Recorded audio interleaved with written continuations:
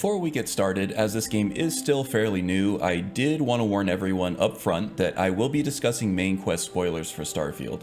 It's meant as a discussion piece for people who have already beaten the game, so if you haven't beaten it yet and are sensitive to spoilers, you may want to bookmark this video and come back later. Starfield is out now, and players have poured hundreds of hours into Bethesda's new space RPG.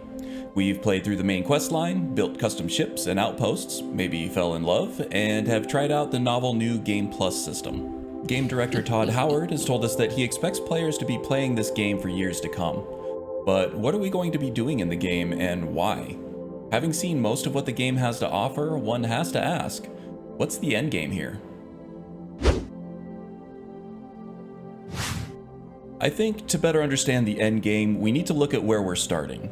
My first playthrough took me about 120 hours from Argos Contractor to stepping into Unity for the first time. I didn't do every single quest, but I did all the faction quest lines, romanced a follower, scanned several planets, and took my time with some satisfying immersive roleplay. For most games, this would have been plenty to feel like you've gotten your money's worth and to move on to something else from your backlog. But this is a Bethesda game, so like any true BGS fan, you might treat this game like Skyrim and roll a new character, plot out a different build, roleplay choices, and maybe a new narrative for your character. While this is still a satisfying way to play Starfield indefinitely, Todd threw us a bit of a curveball this time around.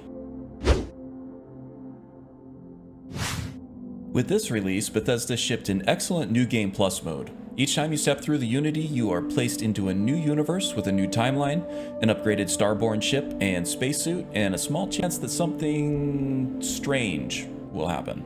On top of that, the game gets harder with stronger enemies that have more health, along with less inherent damage reduction for the player character. You do have to give up all weapons, armor, ships, and outposts you built or accumulated through the previous playthrough, but you do get to keep your level, skills, and accumulated starborn abilities, so you'll be better equipped to take on these tougher enemies. To me, the main draws of New Game Plus are the promise of being able to upgrade your starborn abilities, cool new starborn equipment and ships, and to be able to test your character against the game's toughest enemies. But really, it's all about holding your breath before opening the door to the lodge for the first time to see if and how things might be different this time. There are several of these anomalous timelines, but the chances of getting one are quite low.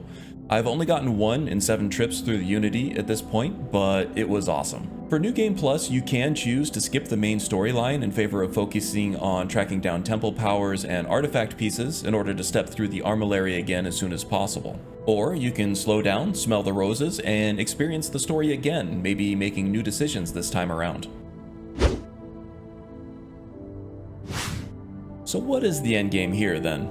Well, it's probably lots of different things to lots of different people. For some, it might be building outposts for the rest of eternity, or tuning their spaceship for hundreds of hours. Or maybe you play this game like Skyrim with a new character build for each new playthrough. But for me, I think the answer is actually in the lore. Toward the end of the main quest, in your search for Unity, you get to read the journal of an enigmatic character known only as the Pilgrim. You can observe the Pilgrim's demeanor change from the focused wonderment of exploring the multiverse to disdain of the mundane universe he's currently in and the people in it. Finally, he seems to have an epiphany that true happiness and fulfillment can only be found by staying put in one universe to develop more meaningful relationships and to build a lasting legacy bigger than himself. I can see the player following this same progression through multiple New Game Plus runs.